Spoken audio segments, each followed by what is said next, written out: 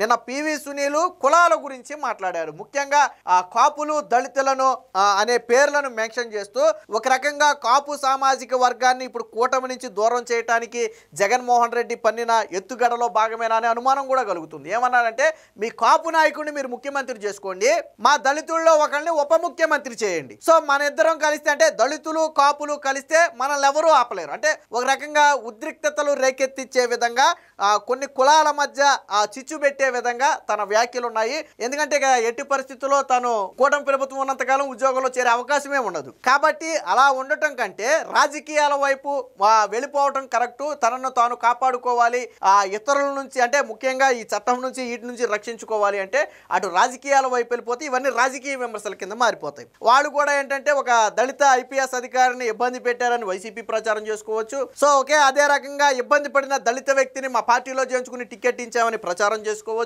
ఇటు సునీల్కు కూడా ఇబ్బంది లేకుండా ఉంటుంది. కాబట్టి ఆ ఆలోచన కూడా కొంతమంది సన్నిహితుల వద్ద చేసినట్టుగా ఇటీవల కొన్ని వార్తలు అయితే వచ్చాయి.